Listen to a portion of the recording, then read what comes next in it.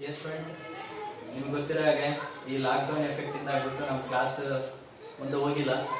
So university guidelines ಮೇಲೆ ನಾವು online ಕ್ಲಾಸಸ್ಗಳನ್ನು ಮತ್ತೆ ಇಂಟರ್ನೆಟ್ ಯೂಟ್ಯೂಬ್ ಕ್ಲಾಸಸ್ಗಳನ್ನು ನಾವು ಮಾಡ್ತಾ ಬರ್ತಾ ಇದೀವಿ. ಸೊ ನಮ್ಮ ಸಿಲೆಬಸ್ ಪ್ರಕಾರ ನೋಡಿದ್ನಪ್ಪ ಅಂದ್ರೆ ನಾವು ಥರ್ಡ್ ಮಾಡಲ್ ಮಾಡ್ತಾ ಇದ್ವಿ, LPP linear programming problem. So ಆ ಥರ್ಡ್ ಚಾಪ್ಟರ್ ನಾವು ಈಗ ಕಂಟಿನ್ಯೂ ಮಾಡೋಣ. ಅದರಲ್ಲಿ ಗ್ರಾಫಿಕಲ್ ಮೆಥಡ್ ಅನ್ನ ನಾವು ಆಲ್ರೆಡಿ ಸ್ಟಡಿ ಮಾಡಿದ್ವಿ, ಅದ್ಮೇಲೆ ಡಿಫ್ರೆಂಟ್ ಪ್ರಾಬ್ಲಮ್ಸ್ ಗಳನ್ನು ಕೂಡ ಮಾಡಿದೀವಿ. ದೆನ್ ಇವಾಗ ಟ್ರಾನ್ಸ್ಪೋರ್ಟೇಷನ್ ಪ್ರಾಬ್ಲಮ್ಸ್ ಗಳ ಬಗ್ಗೆ ನಾವೇನ್ ಮಾಡ್ಬೇಕಾಗುತ್ತೆ, ಸ್ಟಡಿ ಮಾಡ್ಬೇಕಾಗುತ್ತೆ. ಟ್ರಾನ್ಸ್ಪೋರ್ಟೇಷನ್ ಅಂದ್ರೆ ಕಾಮರ್ಸ್ ಸ್ಟೂಡೆಂಟ್ ಆಗಿರೋದ್ರಿಂದ ಇಡೀ ನೀಟಾಗಿ ನಿಮಗೆ ಗೊತ್ತಿರುತ್ತೆ.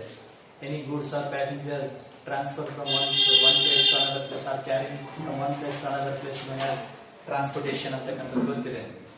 ಟ್ರಾನ್ಸ್ಪೋರ್ಟೇಷನ್ ಕಾಸ್ಟ್ ಅಂದ್ರೂ ಕೂಡ ನಿಮಗೆ ಗೊತ್ತಿರ್ತಾರೆ. ಟ್ರಾನ್ಸ್ಪೋರ್ಟೇಷನ್ ಕಾಸ್ಟ್ ಅಂದ್ರೆ it means the cost which is incurred for carrying goods or passenger from one place to another place known as transportation costing ಅಂತ ಕರೀತೀವಿ. ಅಂದ್ರೆ ಸಾರಿಗೆ ವೆಚ್ಚ ಅಂತಂದ್ರೆ ಒಬ್ಬ ವ್ಯಕ್ತಿ ಅಥವಾ ಒಂದು ವಸ್ತುವನ್ನ ಒಂದು ಸ್ಥಳದಿಂದ ಇನ್ನೊಂದು ಸ್ಥಳಕ್ಕೆ ಸಾಗಿಸಬೇಕಾದ್ರೆ ಅಲ್ಲಿ ಆಗ್ತಕ್ಕಂಥ ಪ್ರತಿಯೊಂದು ಖರ್ಚನ್ನು ನಾವೇನಂತ ಕರಿತೀವಿ, ಟ್ರಾನ್ಸ್ಪೋರ್ಟೇಷನ್ ಕಾಸ್ಟ್ ಅಂತ ಕರಿತೀವಿ. That transportation cost, how we are going to be reduced or minimize, we are going to be study under the objective of transportation problems. ನಾವು ಈ ಟ್ರಾನ್ಸ್ಪೋರ್ಟೇಷನ್ ಪ್ರಾಬ್ಲಮ್ ನ ಸ್ಟಡಿ ಮಾಡೋ ಉದ್ದೇಶ ಏನೈತಪ್ಪ ಅಂತಂದ್ರೆ, ಯಾವ ತರ ನಾವು ಸಾರಿಗೆ ವೆಚ್ಚ ಅಂದ್ರೆ ಟ್ರಾನ್ಸ್ಪೋರ್ಟೇಷನ್ ಕಾಸ್ಟ್ ಅನ್ನ ಯಾವ ತರ ಕಡಿಮೆ ಮಾಡಬೇಕು, ಮಿನಿಮೈಸ್ ಮಾಡಬೇಕು ಅಂತೇಳಿ ಈ ಒಂದು ಟ್ರಾನ್ಸ್ಪೋರ್ಟೇಷನ್ ಪ್ರಾಬ್ಲಮ್ ಅಲ್ಲಿ ನಾವೇನ್ ಮಾಡ್ತೀವಿ, ಸ್ಟಡಿ ಮಾಡ್ತೀವಿ. ಸ್ಟಡಿ ಮಾಡ್ಬೇಕಾದ್ರೆ ಕಂಪಲ್ಸರಿ ನಮ್ಗೆ ಕೆಲವೊಂದು ರೂಲ್ಗಳು ಗೊತ್ತಿರ್ಬೇಕು. ಏನ್ ರೂಲ್ ಗೊತ್ತಿರ್ಬೇಕಪ್ಪ ಅಂದ್ರೆ, ಟ್ರಾನ್ಸ್ಪೋರ್ಟೇಷನ್ ಅಂತಂದ್ರೆ ಫಾರ್ ಎಕ್ಸಾಂಪಲ್ ಎರಡು ಪ್ಲೇಸ್ ಇದೆ ಅಂತ ಇಟ್ಕೊಳ್ಳೋಣ. ಫಾರ್ ಎಕ್ಸಾಂಪಲ್ ಸಿಂಧನೂರು ಇರ್ಬೋದು, ಬೆಂಗಳೂರಿಂದ ಬೆಂಗಳೂರು. ಸೊ ಇಲ್ಲಿ ಎರಡು ಪ್ಲೇಸ್ ಗಳ ನಡುವೆ ಇರ್ತಕ್ಕಂಥ ಡೆಸ್ಟಿನೇಷನ್ ಏನಿದೆ ಅಂತಕ್ಕಂಥದ್ದು ಇಂಪಾರ್ಟೆಂಟ್ ಆಗುತ್ತೆ. ಡೆಸ್ಟಿನೇಷನ್ ಜೊತೆಗೆ ಇಲ್ಲಿ ಅವೈಲೇಬಿಲಿಟಿ ಏನಿದೆ ಅಂತಕ್ಕಂಥದ್ದು, ಡೆಸ್ಟಿನೇಷನ್ ಜೊತೆಗೆ ಒರಿಜಿನಲ್ ಡಿಫ್ರೆಂಟ್ ಪ್ಲೇಸಸ್ ಗಳನ್ನ ನಾವು ನೋಡ್ತೀವಿ. ಈ ಒರಿಜಿನಲ್ ಪ್ಲೇಸಸ್ ಗಳನ್ನ ನಾವೇನ್ ನೋಡ್ತಾ ಇದೀವಲ್ಲ, ಈ ಡೆಸ್ಟಿನೇಷನ್ ಅನ್ನ ನಾವು ಕಾಸ್ಟ್ ಗೆ ಅಪ್ಲೈ ಮಾಡಕ ನೋಡ್ತಾ ಹೋಗ್ತೀವಿ. ಈ ಡೆಸ್ಟಿನೇಷನ್ ಅಂದ್ರೆ ಇಟ್ ಮೀನ್ಸ್ ಇಲ್ಲಿಂದ ಇರತಕ್ಕಂಥ ದೂರ, ಅಲ್ಲಿ ಆ ದೂರದ ಮೇಲೆ ಖರ್ಚು ಏನಾಗಿರ್ತದೆ, ಡಿಪೆಂಡೆಂಟ್ ಆಗಿರ್ತದೆ. ಇದನ್ನ ನಾವು ರೆಡ್ಯೂಸ್ ಮಾಡ್ಬೇಕಂದ್ರೆ ನಮಗೆ ಎರಡು ಇಂಪಾರ್ಟೆಂಟ್. ಒನ್ ಇಸ್ ಅವೈಲೇಬಿಲಿಟಿ, ಇನ್ನೊಂದು ರಿಕ್ವೈರ್ಮೆಂಟ್. ಇವೆರಡು ಬಗ್ಗೆ ನಮಗೆ ಗೊತ್ತಿರಬೇಕು. ಅಂದ್ರೆ ಇಟ್ ಮೀನ್ಸ್ ಅವೈಲೇಬಿಲಿಟಿ ಅಂದ್ರೆ ಇಟ್ ಮೀನ್ಸ್ ಸಪ್ಲೈ, ರಿಕ್ವೈರ್ಮೆಂಟ್ ಅಂದ್ರೆ ಇಟ್ ಮೀನ್ಸ್ ಡಿಮ್ಯಾಂಡ್. ಮಾರ್ಕೆಟ್ಗೆ ಎಷ್ಟು ಡಿಮ್ಯಾಂಡ್ ಇದೆ, ಆ ಡಿಮ್ಯಾಂಡ್ ಅನ್ನ ಫುಲ್ಫಿಲ್ ಮಾಡ್ಲಿಕ್ಕೆ ನಾವು ಗೂಡ್ಸ್ ಗಳನ್ನ ಎಷ್ಟು ಸಪ್ಲೈ ಮಾಡ್ತಾ ಇದ್ವಿ. ಅಂದ್ರೆ ನಮ್ಮ ಕಂಪ್ನಿಯಿಂದ ಮಾತ್ರ ನಾವು ಅವೈಲೇಬಿಲಿಟಿ ಇದ್ದಾಗ ಮಾತ್ರ ಸಪ್ಲೈ ಮಾಡಕ್ ಸಾಧ್ಯ ಅಲ್ಲ. ಸೊ ಹಂಗಾಗಿ ಇಲ್ಲಿ ನಾವೇನ್ ಹೇಳ್ತೀವಿ, supply and demand, availability or requirement. ಇವೆರಡನ್ನ ಯಾವ ತರ ಬ್ಯಾಲೆನ್ಸ್ ಮಾಡಬೇಕು, ಆ ಬ್ಯಾಲೆನ್ಸ್ ಮಾಡೋದ್ರ ಬಂತು ಅಂದ್ರೆ ಅವೆರಡು ಬ್ಯಾಲೆನ್ಸ್ ಮಾಡಿದ್ರೆ ಆಟೋಮೆಟಿಕ್ ಟ್ರಾನ್ಸ್ಪೋರ್ಟೇಷನ್ ಕಾಸ್ಟ್ ಏನಾಗುತ್ತೆ, ಕಡಿಮೆ ಆಗುತ್ತೆ. ಅಲ್ಲಿ ನಮಗೆ ಈ ಟ್ರಾನ್ಸ್ಪೋರ್ಟೇಷನ್ ಪ್ರಾಬ್ಲಮ್ಸ್ ಗೆ ನಮಗೆ ಸೊಲ್ಯೂಷನ್ ಸಿಗುತ್ತೆ. ಸೊ ಹಾಗಾಗಿ transportation problem it is indicates that to determine the transport cost on the shipment of amount based on availability and requirement ಅಂತ ಹೇಳ್ತೀವಿ. ಅಂದ್ರೆ ಅವೈಲೇಬಿಲಿಟಿ ಮತ್ತೆ ರಿಕ್ವೈರ್ಮೆಂಟ್ ಇದ್ರ ಬೇಸ್ಡ್ ಮೇಲೆ ನಾವು ಟ್ರಾನ್ಸ್ಪೋರ್ಟೇಷನ್ ಪ್ರಾಬ್ಲಮ್ ಅನ್ನ ಯಾವ ತರ ಸಾಲ್ವ್ ಮಾಡ್ಬೇಕನ್ನೋದ್ರಲ್ಲಿ ನೋಡ್ತೀವಿ. ಒಂದು, ಈ ಟ್ರಾನ್ಸ್ಪೋರ್ಟೇಷನ್ ಅಲ್ಲಿ ನಾವು ಟ್ರಾನ್ಸ್ಪೋರ್ಟೇಷನ್ ಪ್ರಾಬ್ಲಮ್ಸ್ ಅಲ್ಲಿ ಮೇಜರ್ ಆಗಿ ಟೂ ಟೈಪ್ಸ್ ಗಳನ್ನ ನಾವು ನೋಡ್ತೀವಿ. One is balanced TP transportation ಅಂತ ಕರಿತೀವಿ. ಟಿಪಿ ಅಂದ್ರೆ ಮತ್ತೆ ಶಾರ್ಟ್ ಕಟ್ ಆಗಿ ಕನ್ಫ್ಯೂಸ್ ಆಗಬೇಡಿ. ಬ್ಯಾಲೆನ್ಸ್ಡ್ ಟಿಪಿ, ಇನ್ನೊಂದು ಅನ್ಬ್ಯಾಲೆನ್ಸ್ಡ್ ಟಿಪಿ ಅಂತ ಹೇಳಿ. Unbalanced TP it means balanced TP and unbalanced TP ಬಗ್ಗೆ ನಿಮಗೆ ಗೊತ್ತಾಗಬೇಕಾದ್ರೆ ನಿಮಗೆ ಒಂದು ಜನರಲ್ ಫಾರ್ಮ್ ಬಗ್ಗೆ ಗೊತ್ತಿರಬೇಕು. ಏನಿದೆ ಅಂದ್ರೆ transportation general form, general form of TPM. Transportation ಪ್ರಾಬ್ಲಮ್ಗೆ ಒಂದು ಜನರಲ್ ಫಾರ್ಮ್ ಇದೆ. ಆ ಫಾರ್ಮೇಶನ್ ಹೆಂಗಿರುತ್ತಂದ್ರೆ, for example dependent on row ಮತ್ತೆ ಕಾಲಮ್ಸ್ ಮೇಲೆ ಡಿಪೆಂಡೆಂಟ್ ಇರುತ್ತೆ. ರೋ ಮತ್ತೆ ಕಾಲಮ್ ಯಾವ ತರ ಇರುತ್ತೆ ಅಂದ್ರೆ for example destination the next origin so ಇಲ್ಲಿ ಟು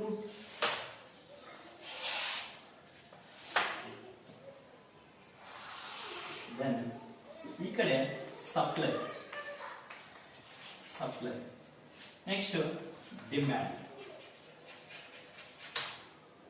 ಡಿಮ್ಯಾಂಡ್ ಅಂಡ್ ಸಪ್ಲೈಗೆ ಒಂದು ಡಿನೋಟೆಡ್ ನೇಮ್ ಕೊಡೋಣ ಸಪ್ಲೈ ನಥಿಂಗ್ ಬಟ್ ಎಐ ಅಂತ ಟೋಟಲ್ ಅವೈಲೇಬಿಲಿಟಿ ಅಂತ ಕರಿತೀವಿ ಡಿಮ್ಯಾಂಡ್ ನಥಿಂಗ್ ಬಟ್ ಇದಕ್ಕೊಂದು ನೇಮ್ ಕೊಡೋಣ ಬೀಜ ಅಂತ ಅಂದ್ರೆ ಟೋಟಲ್ ರಿಕ್ವೈರ್ಮೆಂಟ್ಗೂ ಸಪ್ಲೈಗೂ ಯಾವ ತರ ಬ್ಯಾಲೆನ್ಸ್ ಮಾಡುತ್ತೆ ಅನ್ನೋದನ್ನ ಈ ಒಂದು ಜನರಲ್ ಟಿಪಿ ಅಲ್ಲಿ ನಮಗೆ ಗೊತ್ತಾಗುತ್ತೆ ಜನರಲ್ ಫಾರ್ಮ್ ಅಲ್ಲಿ ಇಲ್ಲಿ ರೋ ಮತ್ತೆ ಕಾಲಮ್ ಅನ್ನ ನಾವು ಕರೆಕ್ಟ್ ಆಗಿ ಮಾಡಬೇಕಾಗುತ್ತೆ ಅನಾಲಿಸಿಸ್ ಮಾಡ್ಕೋಬೇಕಾಗುತ್ತೆ ಫಾರ್ ಎಕ್ಸಾಂಪಲ್ ಒರಿಜಿನ್ ಅಲ್ಲಿ ಪ್ಲೇಸ್ ನೇಮ್ ಕೊಡ್ಬೇಕಾಗುತ್ತೆ ಪ್ಲೇಸ್ ನಥಿಂಗ್ ಬಟ್ ಇಲ್ಲಿ ಒರಿಜಿನ್ ಅಂತ ಹೇಳೋದ್ರಿಂದ O1 O2 O3 ಅಂತ ನೇಮ್ ಕೊಡೋಣ then destination D1 D2 D3 then D4 destination ಇಲ್ಲಿ ಕಾಮನ್ ಆಗಿ ಒಂದು ವ್ಯಾಲ್ಯೂಸ್ ಗಳು ಕೊಟ್ಟೇ ಇರ್ತಾನೆ ಅವನು ಸೊ ಆ ಕೊಟ್ಟಿರ್ತಕ್ಕಂಥ ವ್ಯಾಲ್ಯೂಸ್ ಗಳನ್ನ ನಾವು ಇಲ್ಲಿ ಕನ್ಸಿಡರೇಷನ್ ಗೆ ತಗೋಬೇಕಾಗುತ್ತೆ ಅಂದ್ರೆ ಟಿಪಿ ಟ್ರಾನ್ಸ್ಪೋರ್ಟೇಷನ್ ಅಲ್ಲಿ ಬರ್ತಕ್ಕಂಥ ಪ್ರತಿಯೊಂದು ಕಾಸ್ಟ್ ವ್ಯಾಲ್ಯೂಸ್ ಗಳನ್ನ ಇಲ್ಲಿ ರೆಪ್ರೆಸೆಂಟ್ ಮಾಡಿರ್ತಾನೆ ಕಾಸ್ಟ್ ಅನ್ನ ನಾವು ನಾನು ಜನರಲ್ ಫಾರ್ಮ್ ಆಗ್ತಾ ಇದೀನಿ ಇಲ್ಲಿ ಏನು ಕ್ಯಾಲ್ಕುಲೇಷನ್ ಇಲ್ಲ ಜಸ್ಟ್ ಜನರಲ್ ಫಾರ್ಮ್ ಅಂದ್ರೆ ಈ ಫಾರ್ಮೆಟ್ ಈ ತರ ಇರುತ್ತೆ ಅಂತ ಇದರ ಅರ್ಥ ಸೊ ಹಾಗಾಗಿ ಆಮೇಲೆ ಏನ್ ಮಾಡ್ತಾರೆ ಡಿಮ್ಯಾಂಡ್ ಮತ್ತೆ ಸಪ್ಲೈ ವ್ಯಾಲ್ಯೂಸ್ ಗಳು ಇರ್ತವೆ ಡಿಮ್ಯಾಂಡ್ ಮತ್ತೆ ಸಪ್ಲೈ ವ್ಯಾಲ್ಯೂಸ್ ಗಳು ಏನಾಗಿರ್ತವಪ್ಪ ಅಂದ್ರೆ ಈಕ್ವಲ್ ಇದೆನಾ ಇಲ್ಲ ಅಂತಕ್ಕಂಥದನ್ನ ನಾವು ನೋಡ್ತೀವಿ ಟೋಟಲ್ ಈ ಅವೈಲೇಬಿಲಿಟಿ ಈಕ್ವಲ್ ಟು ಬೀಜೆ ರಿಕ್ವೈರ್ಮೆಂಟ್ ಇವೆರಡು ಏನಾಗಿರ್ಬೇಕು ಯಾವಾಗ ಕಾಮನ್ ಆಗಿ ಈಕ್ವಲ್ ಆಗಿರ್ಬೇಕು ಅಂತ ಹೇಳ್ತೀವಿ ಹಾಗಾಗಿ ಈ ಜನರಲ್ ಫಾರ್ಮ್ ಅಲ್ಲಿ where the availability and requirement both are equal ಇದ್ರೆ availability and requirement both are equal ಇದ್ರೆ ಇಟ್ ಈಸ್ ಬ್ಯಾಲೆನ್ಸ್ಡ್ ಟಿಪಿ ಇವೆರಡು ಈಕ್ವಲ್ ಇಲ್ಲ ಅಂದ್ರೆ unbalanced TP balanced TP equal availability and requirement supply ಆ ಡಿಮ್ಯಾಂಡ್ ಏನಿರ್ತದ equal ಆಗಿರ್ತದ ಅದನ್ನ ಅವೈಲೇಬಿಲಿಟಿ ಮತ್ತೆ ರಿಕ್ವೈರ್ಮೆಂಟ್ ಅನ್ನ ನಾವು ಬ್ಯಾಲೆನ್ಸ್ಡ್ ಟಿಪಿ ಅಂತ ಕರಿತೀವಿ ಅನ್ಬ್ಯಾಲೆನ್ಸ್ಡ್ ನಥಿಂಗ್ ಬಟ್ ಅನ್ಬ್ಯಾಲೆನ್ಸ್ಡ್ ಅಂದ್ರೆ ಅದನ್ನ ನಾವೇನಂತ ಕರಿತೀವಿ ಸಪ್ಲೈ ಮತ್ತೆ ಡಿಮ್ಯಾಂಡ್ ಆ ಅವೈಲೇಬಿಲಿಟಿ ಆ ರಿಕ್ವೈರ್ಮೆಂಟ್ ಏನಿರಲ್ಲ ಅಂತಂದ್ರೆ ಬ್ಯಾಲೆನ್ಸ್ ಡಿಫ್ರೆಂಟ್ ಇರ್ತದ ವ್ಯತ್ಯಾಸ ಇರ್ತದ ಅಂತಂದ್ರೆ ಅರ್ಥ ಎರಡು ಈಕ್ವಲ್ ಇರಕ ಚಾನ್ಸ್ ಇಲ್ಲ ಸೊ ಹಾಗಾಗಿ ಇಲ್ಲೊಂದು ವರ್ಡ್ ಅಲ್ಲಿ ಏನ್ ಹೇಳ್ತೇವಪ್ಪ ಅಂದ್ರೆ balanced TP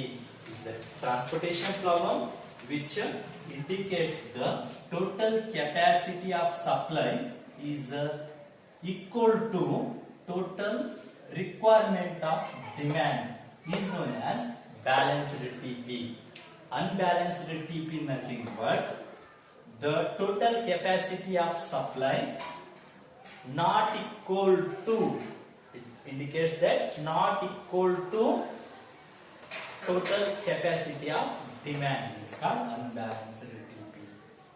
You got it? Which is indicates two types. One is balanced TP and another one is unbalanced TP. It is based on AI and BZ. Okay. ಇಲ್ಲಿ ನೋಡಿ general form of TP ಬಗ್ಗೆ ನಿಮಗೆ ಗೊತ್ತಾಯ್ತು then AI total ಅಂದ್ರೆ ಬಿಜೆ demand and ಸಪ್ಲೈಗೆ availability ಮತ್ತು requirement ಹೆಂಗ balance ಇರ್ತಕ್ಕಂಥದ್ದನ್ನು ಎರಡು balanced TP unbalanced TP ಅಲ್ಲಿ ನಾವು ನೋಡ್ತೀವಿ ದೆನ್ ಇವಾಗ ನಿಮಗೆ ಈ ಎರಡು ಸೊಲ್ಯೂಷನ್ಸ್ ಗಳನ್ನ ನಿಮ್ಗೆ ಗೊತ್ತಾಗ್ಬೇಕು ನಿಮಗೆ ಈ ಟ್ರಾನ್ಸ್ಪೋರ್ಟೇಷನ್ ಅಲ್ಲಿ ಬೇಸಿಕ್ ಸೊಲ್ಯೂಷನ್ಸ್ ಅಂತ ಬರುತ್ತೆ ಟ್ರಾನ್ಸ್ಪೋರ್ಟೇಷನ್ ಅಲ್ಲಿ ಬೇಸಿಕ್ ಸೊಲ್ಯೂಷನ್ ಏನಿದೆ ಅಂತಂದ್ರೆ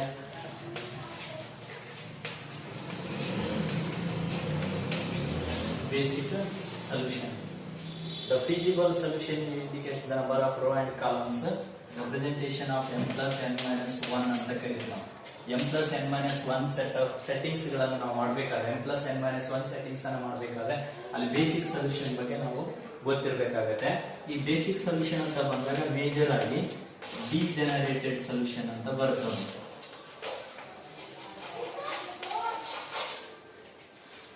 degenerated solution ಇದು ಒಂದು ನಾನ್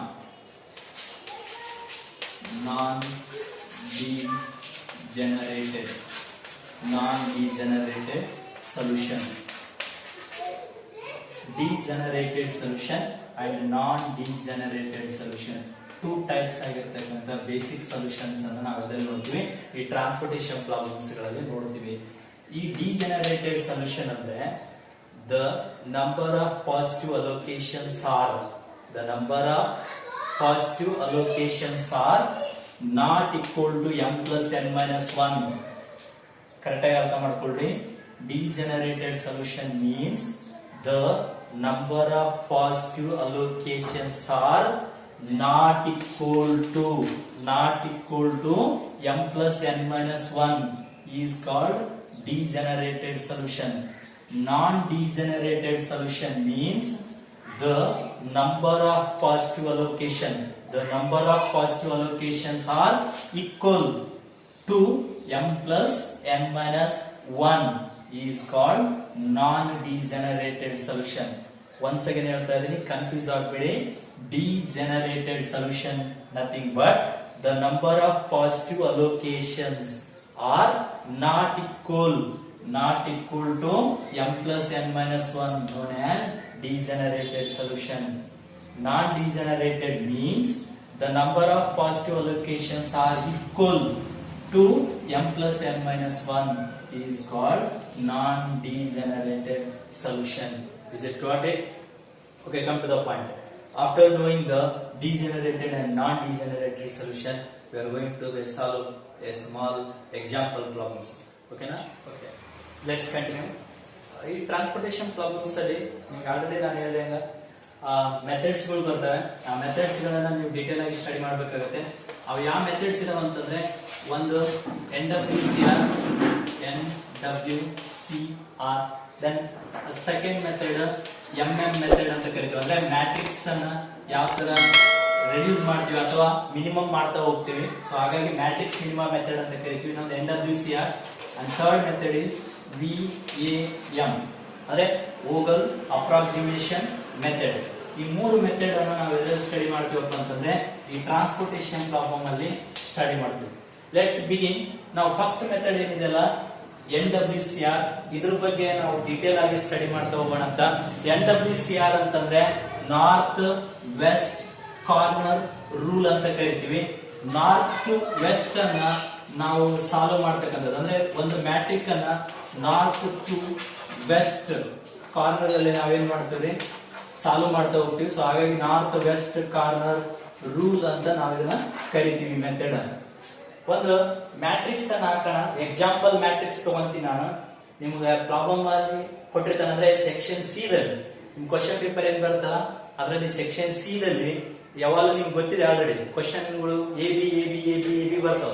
ಅದೇ ತರ ಇಲ್ಲಿ ಒಂದು ಟ್ರಾನ್ಸ್ಪೋರ್ಟೇಷನ್ ಮೆಥಡ್ ಏನಿದೆಯಲ್ಲ ಅದು NWCR ಆಗಿರ್ಬೋದು, ಮ್ಯಾಟ್ರಿಕ್ಸ್ ಮಿನಿಮಮ್ ಮೆಥಡ್ ಆದ್ರೂ ಆಗಿರ್ಬೋದು ಅಥವಾ ವಾಮ್ ಮೆಥಡ್ ಆದ್ರೂ ಆಗಿರ್ಬೋದು.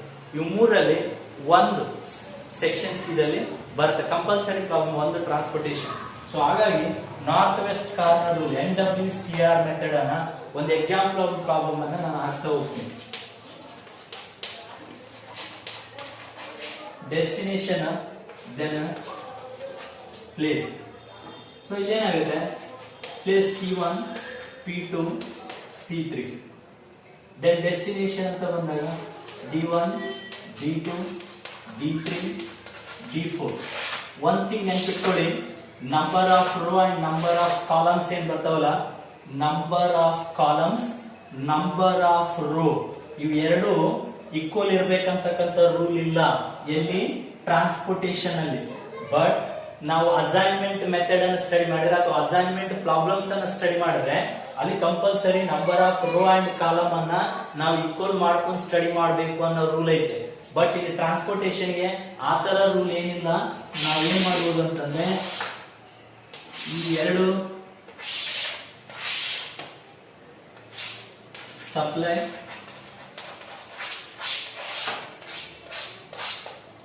ನಿಮ್ಗೆ ಆಲ್ರೆಡಿ ಹೇಳಿದೆ ನಾನು, ಎ ಅಂತ ಶಾರ್ಟ್ಕಟ್ ನೇಮ್ ಕೊಡ್ತೀವಿ. Then next demand nothing but BJ ಇದು ನಾವೇ ಡಿನೋಟೆಡ್ ನೀವು ಕೊಟ್ಟಿದೀವಿ. ಸೊ ಇದ್ರ ಪ್ರಕಾರ ಬಂದ್ರೆ ಪ್ಲೇಸ್ ಅಲ್ಲಿ P1 P2 P3 ರೋ ಆಗಿರ್ತವೆ. Destination D1 D2 D3 D4 ಇವು ಕಾಲಮ್ಸ್ ಆಗಿರ್ತವೆ. ಇಲ್ಲಿ n ನಂಬರ್ ಆಫ್ ಕಾಲಮ್ಸ್ ಅಂತ ಕರಿತೀವಿ. m ಅಂತಂದ್ರೆ ನಂಬರ್ ಆಫ್ ರೋ, ಅರ್ಥ ಮಾಡ್ಕೊಳ್ರಿ. m ಅಂದ್ರೆ ನಂಬರ್ ಆಫ್ ರೋ, n ಅಂದ್ರೆ ನಂಬರ್ ಆಫ್ ಕಾಲಮ್.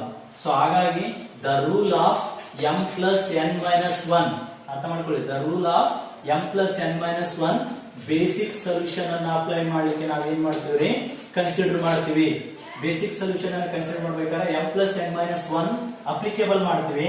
ಅಪ್ಲಿಕೇಬಲ್ ಮಾಡ್ತಕ್ಕಂಥದ್ದು m ಅಂದ್ರೆ number of row and n ಅಂದ್ರೆ number of columns. m plus n minus 1 is equal to ಅಂತ ಬಂದ್ರೆ it's may be degenerated solution or non degenerated solution.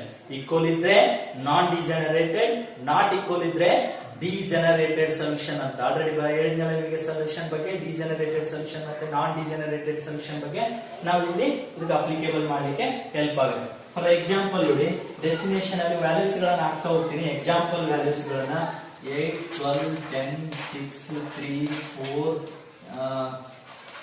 4 1 6 3 1 5 ಈ values ಏನೇ ಇರಬಹುದು ನಮಗೆ ಸಂಬಂಧ ಇಲ್ಲ. ಡಿಮ್ಯಾಂಡ್ ಮತ್ತೆ ಸಪ್ಲೈ ಏನಿದೆವಲ್ಲ ಇವೆರಡು ಏನಾಗಿರ್ಬೇಕು, ಈಕ್ವಲ್ ಆಗಿರ್ಬೇಕು ಅಂತಕ್ಕಂಥದ್ದು ಇದೆ. ಫಾರ್ ಎಕ್ಸಾಂಪಲ್ ನೋಡಿ, ಸಪ್ಲೈ ಏನಾದ್ರೆ ಇತ್ತಂದ್ರೆ 50 30 40 ಇತ್ತಂತ ಇಟ್ಕೊಳ್ಳಿ. ಸೊ ನೆಕ್ಸ್ಟ್ ಇದೇನಾಗುತ್ತೆ 50 ಪ್ಲಸ್ 40 90 90 ಪ್ಲಸ್ 30 120. ಇಲ್ಲಿ ನೋಡಿ 30 40 ಅಗೇನ್ 40 10 40 plus 40 80 80 plus 30 110 110 plus 10 120. ಈಗ ನೋಡಿ 50 plus 30 80 80 plus 40 110. ಬೋತ್ ಕಡೆ ಏನಾಗುತ್ತೆ 110 ಆಗುತ್ತೆ. ಅಂದ್ರೆ ಎ ಸಪ್ಲೈ 110 ಆಗುತ್ತೆ. ಕೂಡಿಸಿದ್ರೆ 50 plus 30 plus 40. ನೆಕ್ಸ್ಟ್ ಇಲ್ಲಿ ಡಿಮ್ಯಾಂಡ್ ಬಿಜೆ ಏನಿದೆಲ್ಲ ಇದು 30 40 40 10 ಇವೆಲ್ಲ ಆಡ್ ಮಾಡಿದ್ರೆ ಎಷ್ಟಾಗುತ್ತೆ 110 ಆಗುತ್ತೆ. Number of row and number of columns amount ಅನ್ನು ನಾವು ಟೋಟಲ್ ಡಿಮ್ಯಾಂಡ್ ಅಂಡ್ ಸಪ್ಲೈ ಕೂಡಿಸಿದ್ರೆ 110 ಆಗುತ್ತೆ. ಸೊ ಹಾಗಾಗಿ BJ AI is equal to BJ equal ಆಗಿದ್ರೆ ಇದನ್ನು ನಾವೇನಂತ ಕರಿತೀವಿ, ಬ್ಯಾಲೆನ್ಸ್ಡ್ ಟಿಪಿ ಅಂತ ಕರಿತೀವಿ. ಸೊ ಈ ತರ ಪ್ರಾಬ್ಲಮ್ಸ್ ಕೊಟ್ಟಿರ್ತಾನೆ. ಈ ಪ್ರಾಬ್ಲಮ್ ಅನ್ನ ನಾವೇನ್ ಮಾಡ್ಬೇಕು, ಈಗ ಸಾಲ್ವ್ ಮಾಡ್ಬೇಕು. ಅವನೇ ಪ್ಲೇಸ್ ಗಳನ್ನ ಕೊಟ್ಟಿರ್ತಾನೆ, ಡೆಸ್ಟಿನೇಷನ್ ಯಾವ್ಯಾವ ಪ್ಲೇಸ್ ಅಂತ ಹೇಳಿರ್ತಾನೆ, ಸಪ್ಲೈ ಮತ್ತೆ ಡಿಮ್ಯಾಂಡ್ ಬಗ್ಗೆ ಡಾಟಾಸ್ ಗಳನ್ನ ಅವನೇ ಕೊಟ್ಟಿರ್ತಾನೆ. ನಾವೇನ್ ಮಾಡ್ಬೇಕಾಗುತ್ತೆ, ಇದರಲ್ಲಿ ಸಾಲ್ವ್ ಮಾಡ್ತಾ ಹೋಗ್ಬೇಕಾಗತ್ತೆ. ನಂಬರ್ ಆಫ್ ರೋ ಮತ್ತೆ ನಂಬರ್ ಆಫ್ ಕಾಲಮ್ಸ್ ಗಳನ್ನ ನಾವು ಸೆಟ್ ಮಾಡ್ಬೇಕಾದಾಗ ನಾವು ಈ ಒಂದು ಮೆಥಡ್ ಪ್ರಕಾರ ಸೊಲ್ಯೂಷನ್ ಅನ್ನ ನಾವು ಸರ್ಚ್ ಮಾಡ್ತೀವಿ. m ಪ್ಲಸ್ n ಮೈನಸ್ 1 ಇದಕ್ಕೆ ಸರ್ಚ್ ಮಾಡ್ಬೇಕಾದ್ರೆ. ಸೊ ಹಾಗಾಗಿ therefore the TP is balanced ಅಂತ ಕರಿತೀವಿ ನಾವು. ಇದು ಬ್ಯಾಲೆನ್ಸ್ಡ್ ಟಿಪಿ. ಇನ್ ಕೇಸ್ ಈ 50 ಪ್ಲಸ್ 30 80 80 ಪ್ಲಸ್ 40 120 ಆಗುತ್ತೆ. ಇಲ್ಲಿ 30 ಪ್ಲಸ್ 40 ಪ್ಲಸ್ 40 ಪ್ಲಸ್ 10 ಐತಲ್ಲ, ಈ 10 ಬದಲಾಗಿ 30 ಇತ್ತು ಅಂತ ಇಟ್ಕೊಳ್ಳಿ. 30 ಇದ್ರೆ 30 ಪ್ಲಸ್ 40 70 70 ಪ್ಲಸ್ 40 110 110 ಪ್ಲಸ್ 30 140. ಓಕೆನಾ? ಈ 140 ಆಗುತ್ತಲ್ಲ ವ್ಯಾಲ್ಯೂ, ಈ ಕಡೆ ಎಣಿಸಿದ್ರೆ 110 ಆಗುತ್ತೆ. ಅರ್ಥ ಆಗುತ್ತಲ್ಲ? ಇವಾಗ ಏನಾಗುತ್ತಂದ್ರೆ ಬ್ಯಾಲೆನ್ಸ್ ಗಳನ್ನ ನಾವು ಡಿವೈಡ್ ಮಾಡಿದ್ರೆ, ಫಾರ್ ಎಕ್ಸಾಂಪಲ್ 50 ಪ್ಲಸ್ 30 80 80 ಪ್ಲಸ್ 40 120 ಸಾರಿ 110 ಅಂತ ಬರೆದಿದ್ದೆ 120. ಈ ಕಡೆ ಏನಾಗುತ್ತೆ 140 ಆಗುತ್ತೆ. ಬ್ಯಾಲೆನ್ಸ್ ಎರಡು ಕಡೆ ನೋಡ್ಕೊಂಡಾಗ ಇಲ್ಲಿ ಅನ್ಬ್ಯಾಲೆನ್ಸ್ಡ್ ಇತ್ತು ಅಂದ್ರೆ ಅದನ್ನ ಅನ್ಬ್ಯಾಲೆನ್ಸ್ಡ್ ಟಿಪಿ ಅಂತ ಕರಿತೀವಿ. ಸಪ್ಲೈ ಮತ್ತೆ ಡಿಮ್ಯಾಂಡ್ ಇವೆಲ್ಲ ಏನಿದಾವಲ್ಲ ಅನ್ಬ್ಯಾಲೆನ್ಸ್ಡ್ ಇತ್ತು ಅಂದ್ರೆ ಅನ್ಬ್ಯಾಲೆನ್ಸ್ಡ್ ಆಗಿರುತ್ತೆ. ಇವೆರಡು ಸೇಮ್ ಇದ್ವು ಅಂದ್ರೆ ಬ್ಯಾಲೆನ್ಸ್ಡ್ ಆಗಿರುತ್ತೆ. ಈಗ ಫಾರ್ ಎಕ್ಸಾಂಪಲ್ ನೋಡಿ, ಇಲ್ಲಿ ನಾನು 30 ಮಾಡಿದೆ, ಇಲ್ಲಿ 10 ಇತ್ತು, ದೆನ್ 50 30 40 40 ಪ್ಲಸ್ 30 50 ಪ್ಲಸ್ 30 80 80 ಪ್ಲಸ್ 40 120 ಆಗುತ್ತೆ. ಇಲ್ಲಿ ಸೇಮ್ ಇದೇನಾಗುತ್ತೆ 30 plus 40 40 plus 40 80 80 plus 30 110 110 plus 10 120. So both ಕಡೆ ಏನಾಗುತ್ತೆ ಈಗ ಈಕ್ವಲ್ ಆಗುತ್ತೆ. ಸೊ ಅದನ್ನು ನಾವು ಏನಂತ ಕರಿತೀವಿ, ಬ್ಯಾಲೆನ್ಸ್ಡ್ ಟಿಪಿ ಅಂತ ಕರಿತೀವಿ. The TP is balanced. Unbalanced balanced TP ಬಗ್ಗೆ ಗೊತ್ತಾಯ್ತಲ್ಲ. ಡಿಮ್ಯಾಂಡ್ ಮತ್ತೆ ಸಪ್ಲೈ ಇವೆರಡು ಈಕ್ವಲ್ ಇದ್ದರೆ ಅದು ಬ್ಯಾಲೆನ್ಸ್ಡ್ ಟಿಪಿ. ಇವೆರಡು ಅನ್ಇಕ್ವಲ್ ಇದ್ರೆ ಇಲ್ಲಿ ಬೇರೆ ಬರಬಾರ್ದು, ಇಲ್ಲಿ ಸೇಮ್ ಬರಬೇಕು. ಇಲ್ಲಿ ಬೋತ್ ಕಡೆ ರೋ ಅಂಡ್ ಕಾಲಮ್ ಅನ್ನು ನೋಡ್ಕೊಂಡಾಗ ಅದನ್ನ ನಾವೇನಂತ ಕರಿತೀವಿ, ಬ್ಯಾಲೆನ್ಸ್ಡ್ ಅನ್ಬ್ಯಾಲೆನ್ಸ್ಡ್ ಟಿಪಿ ಬಗ್ಗೆ ನಾವಿಲ್ಲಿ ಅಪ್ಲೈ ಮಾಡ್ತೀವಿ. Okay, let's begin. Transportation problem ಏನಿದೆಯಲ್ಲ ಅದೇ ಸೇಮ್ ಪ್ರಾಬ್ಲಮ್ ನಾನು ತಗೊಂಡಿದ್ದೀನಿ. ಇಲ್ಲಿ ಬ್ಯಾಲೆನ್ಸ್ಡ್ ಟಿಪಿ ಇದೆನಾ ಇಲ್ಲ ಅಂತ ತಿಳ್ಕೊಳ್ರಿ. ಇಲ್ಲಿ ಸಾಲ್ವ್ ದ ಟಿಪಿ ಅಂತ ಹೇಳಿದಾನೆ, ಮೆಥಡ್ ಹೇಳಿದ. ನಮ್ಮಲ್ಲಿ 3 ಮೆಥಡ್ ಇದಾವ. ಒಂದು NWCR ಒಂದಿದೆ, ಅಥವಾ ಮ್ಯಾಟ್ರಿಕ್ಸ್ ಮಿನಿಮಾ ಇದೆ, ಅಥವಾ ಇನ್ನೊಂದಿದೆ VAM ಮೆಥಡ್ ಕೂಡ ಇದೆ, ವಾಮ್ ಮೆಥಡ್ ಅಂತೇಳಿ. ಈ 3 ಮೆಥಡ್ ಅನ್ನು ನಾವೇನ್ ಮಾಡ್ಬೋದು, ಇದಕ್ಕೆ ಅಪ್ಲೈ ಮಾಡ್ಬೋದು. ಬಟ್ ಅವನು ಕಂಡೀಷನ್ ಪರ್ಟಿಕ್ಯುಲರ್ ಹೇಳ್ತಾನೆ, transportation problem solve under NWCR ಅಂತ ಹೇಳ್ತಾನೆ, ಅಥವಾ MM ಮ್ಯಾಟ್ರಿಕ್ಸ್ ಮಿನಿಮಮ್ ಮೆಥಡ್ ಆದ್ರೂ ಹೇಳ್ತಾನೆ, ಅಥವಾ ವಾಮ್ ಮೆಥಡ್ ಆದ್ರೂ ಹೇಳ್ತಾನೆ. 3 ಮೆಥಡ್ ಅಲ್ಲಿ ಯಾವ್ದು ಮೆಥಡ್ ಅಪ್ಲೈ ಮಾಡಿದ್ರು ಕೂಡ ಈ ಟಿಪಿನ ನಾವೇನ್ ಮಾಡ್ಬೋದು, ಅಥವಾ ಈ ಮ್ಯಾಟ್ರಿಕ್ಸ್ ಅನ್ನ ನಾವೇನ್ ಮಾಡ್ಬೋದು, ಸಾಲ್ವ್ ಮಾಡ್ಬೋದು. ಈ ಮ್ಯಾಟ್ರಿಕ್ಸ್ ಅನ್ನ ಸಾಲ್ವ್ ಮಾಡ್ಬೇಕಾಗಿರ್ತಕ್ಕಂಥ ಸಂದರ್ಭದಲ್ಲಿ ನಾವು ಯಾವ ಮೆಥಡ್ ಅನ್ನು ಅಪ್ಲೈ ಮಾಡಿದ್ರೆ, ಫಾರ್ ಎಕ್ಸಾಂಪಲ್ NWCR ಇತ್ತು ಅಂತ ಇಟ್ಕೊಳ್ಳಿ, ಅಂದ್ರೆ ನಾರ್ತ್ ವೆಸ್ಟ್ ಕಾರ್ನರ್ ರೂಲ್. ಈ ಮೆಥಡ್ ಅನ್ನ ನಾವು ಅಪ್ಲೈ ಮಾಡಿದ್ರೆ ನಾವು ಸಾಲ್ವ್ ಮಾಡಬಹುದು ಈಸಿಯಾಗಿ. ಇದರಲ್ಲಿ ಏನು ಸ್ಪೆಷಲ್ ಇಲ್ಲ. ನಮಗೆ ನಿಮಗೆ ಆಲ್ರೆಡಿ ಹೇಳಿದ್ದೀನಿ ನಾನು, ಟ್ರಾನ್ಸ್ಪೋರ್ಟೇಷನ್ ಪ್ರಾಬ್ಲಮ್ ಅನ್ನ ಸಾಲ್ವ್ ಮಾಡಬೇಕಾದ್ರೆ ನಂಬರ್ ಆಫ್ ರೋ ಮತ್ತೆ ನಂಬರ್ ಆಫ್ ಕಾಲಮ್ ಸಂಬಂಧ ಇಲ್ಲ. ಏನ್ ಸಂಬಂಧ, ನಮಗೆ ಡಿಮ್ಯಾಂಡ್ ಮತ್ತೆ ಸಪ್ಲೈ ಇವೆರಡು ಸಂಬಂಧ ಇದಾವ ಅಂತ ಹೇಳಿದಾರೆ. ಈ ಡಿಮ್ಯಾಂಡ್ ಮತ್ತೆ ಸಪ್ಲೈ ಅನ್ನ ನಾವು ನೋಡಿದಾಗ ಈಕ್ವಲ್ ಇದೆಯಿಲ್ಲ ಅಂತ ನೋಡ್ಕೋಬೇಕಾಗುತ್ತೆ. 50, 30, 40 ನೋಡಿದ್ರೆ 120 ಆಗುತ್ತೆ ಟೋಟಲ್. ಸೊ ಅದೇ ತರ ಇಲ್ಲಿ 30, 40, 40, 10 ನೋಡಿದ್ರೆ ಇಲ್ಲಿ 120 ಆಗುತ್ತೆ. ಸೊ ನಾವೇನಂತ ಬರೀತೀವಿ, therefore the TP is, TP ಅಂತ ಗೊತ್ತಾಗ್ತಾ, ಟ್ರಾನ್ಸ್ಪೋರ್ಟೇಷನ್ ಅಂತ, the TP is balanced ಅಂತ ಕರಿತೀವಿ. the TP is balanced. ಈ ಕೇಸ್ ಏನಾದ್ರು 50, 30, 40, 120 ಆಗ್ಬಿಟ್ಟು ಇಲ್ಲಿ 30, 40, 40, 10 ಬದಲಾಗಿ ಏನಾದ್ರು 50 ಇದ್ದಿದ್ರೆ ಈ ವ್ಯಾಲ್ಯೂ ಏನಾಗ್ತಿತ್ತು, ಇದು ಟೋಟಲ್ ಜಾಸ್ತಿ ಆಗ್ತಾ ಇತ್ತು. ಅದನ್ನ ನಾವು ಅನ್ಬ್ಯಾಲೆನ್ಸ್ಡ್ ಅಂತ ಕರಿತೀವಿ. therefore the TP is unbalanced. so make it balance ಅಂತ ಬರ್ಕೋಬೇಕು. ಗೊತ್ತಾಯ್ತಲ್ಲ, ಮೇಕ್ ಇಟ್ ಬ್ಯಾಲೆನ್ಸ್ ಅಂತ ಬರ್ಕೊಂಡು ಪ್ರಾಬ್ಲಮ್ ಸಾಲ್ವ್ ಮಾಡ್ಬೇಕು. ಇಲ್ಲಿ ಆ ತರದ್ದು ಏನ್ ಪ್ರಾಬ್ಲಮ್ ಇಲ್ಲ. ಇಲ್ಲಿ ನೀಟ್ ಆಗಿದೆ. ಎರಡು ಕಡೆ ನೋಡಿದ್ರೆ ರೋ ಅಂಡ್ ಕಾಲಮ್ ಮೇಲೆ ಅಂದ್ರೆ ಸಪ್ಲೈ ಮತ್ತೆ ಡಿಮ್ಯಾಂಡ್ ಅನ್ನ ನಾವು ನೋಡಿದ್ನಪ್ಪ ಅಂತಂದ್ರೆ ಕರೆಕ್ಟ್ ಅಮೌಂಟ್ ಆಗ್ತಾ ಇದೆ ಬೋತ್ ಕಡೆ.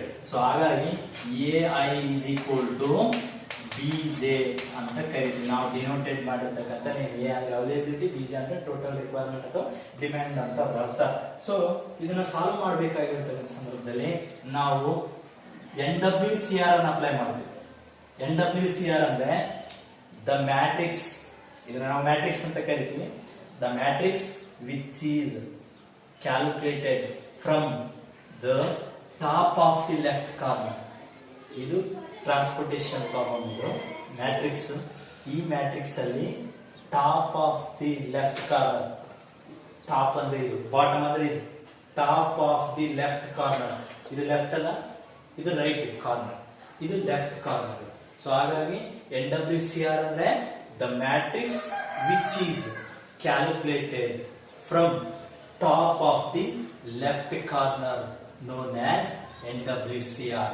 So top of the left corner ಅಂದ್ರೆ ಇಲ್ಲಿಂದನೇ ಸ್ಟಾರ್ಟ್ ಮಾಡ್ಬೇಕು ನಾವು. NWCR ಅಂದ್ರೆ ಈ ಕಾರ್ನರ್ ಇಂದಾನೆ ಸ್ಟಾರ್ಟ್ ಮಾಡ್ಬೇಕು. ಫಿಕ್ಸ್ ಇದೆ. ಈ ಕಾರ್ನರ್ ಇಂದ ಫಿಕ್ಸ್ ಮಾಡ್ಬೇಕಾದ್ರೆ ನಾವು ಒಂದು ಬಾಕ್ಸ್ ಹಾಕ್ಬೇಕು.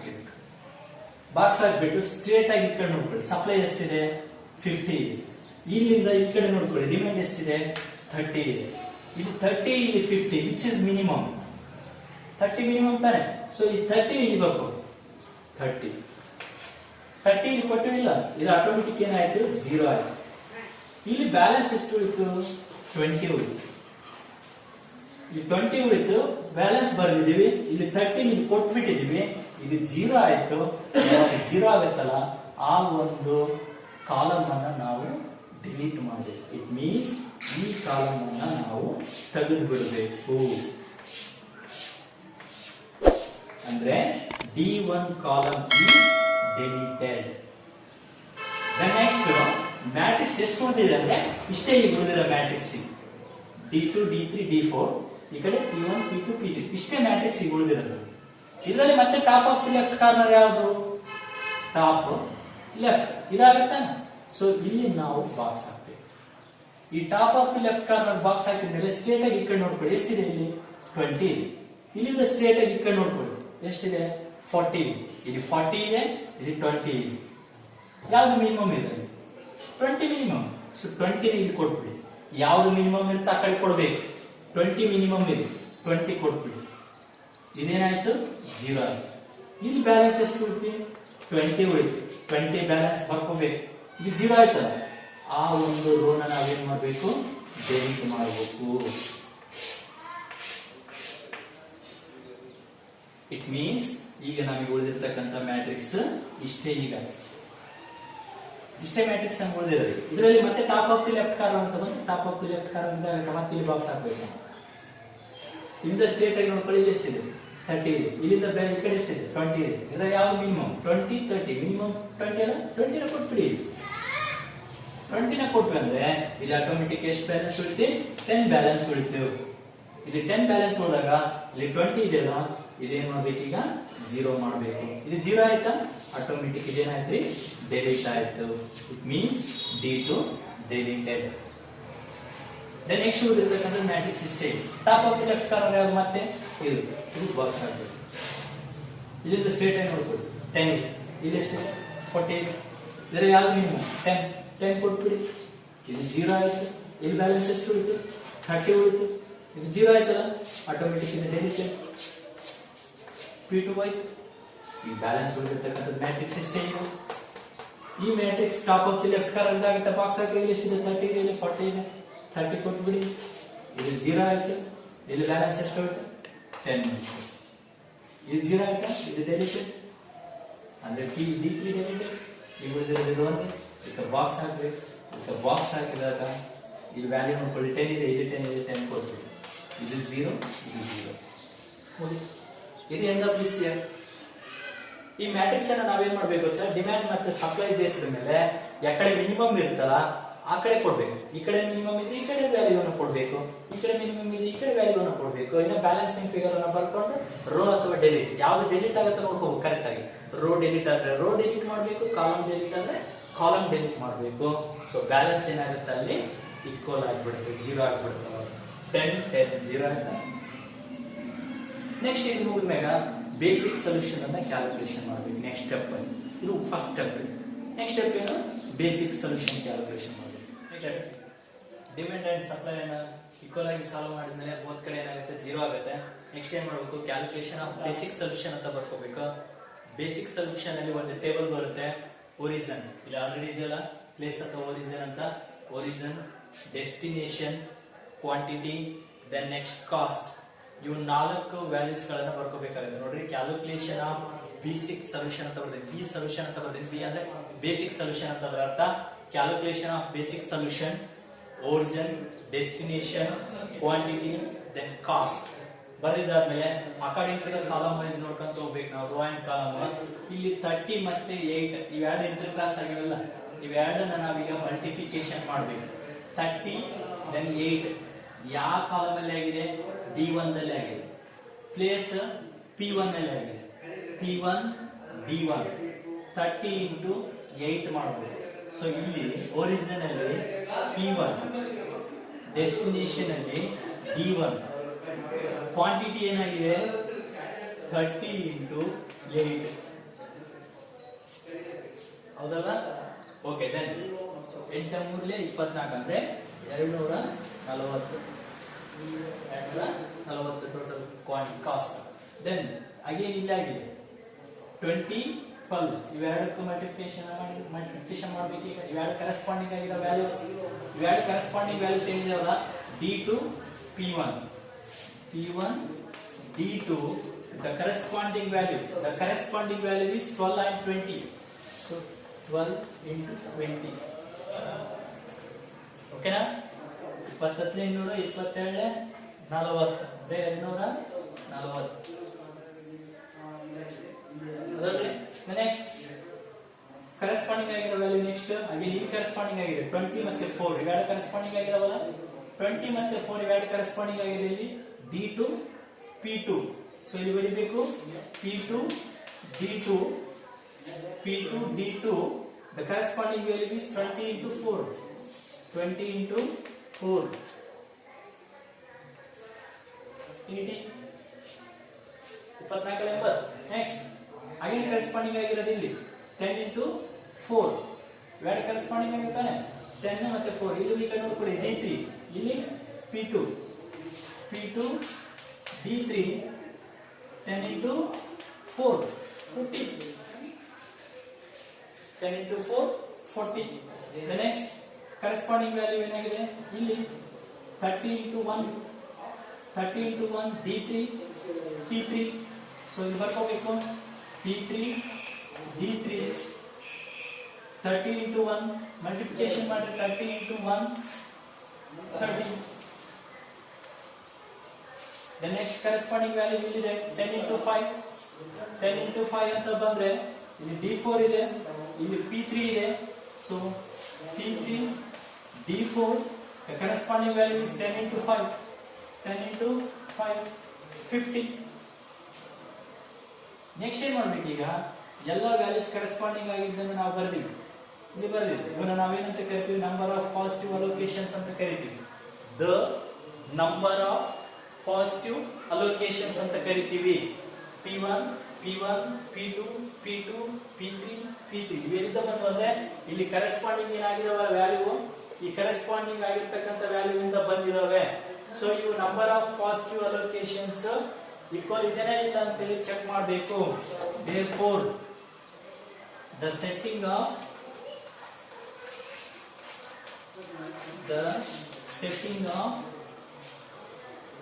basic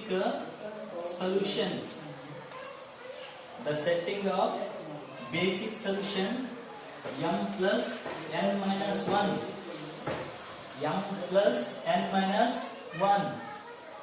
m ಅಂದ್ರೆ ನಂಬರ್ ಆಫ್ ರೋ ಎಷ್ಟಿದ್ವು P1 P2 P3 ಮೂರಿರುತ್ತಾನೆ. ಸೊ ಹಾಗಾಗಿ m ಅಂದ್ರೆ 3 ಪ್ಲಸ್ n ಅಂದ್ರೆ number of column D1 D2 D3 D4 ಎಷ್ಟಿದಾವ 4 ಇದಾವ. So 4 minus 1 m plus n minus 1 it means 4 plus 3 7 minus 1 6. ಆ 6 ಅನ್ನು ಇಲ್ಲಿ ಬರೀಬೇಕು 6. ಈ 6 number of positive allocations equal ಇದಾವ ನೋಡಿ 1 2 1 2 3 4 5 6 ಇದೆನಾ ಇಲ್ಲಿ. setting of m plus n minus 1 is 3 plus 4 7 minus 1 6 ಇಲ್ಲಿದೆ 1 2 3 4 5 6 ಈಕ್ವಲ್ ಇದೆ ಅಲ್ಲ. ಈಕ್ವಲ್ ಇದ್ರೆ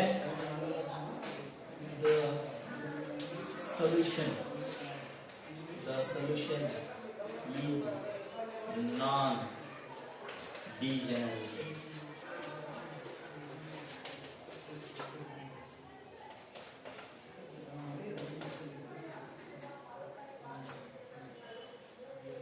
Thank you.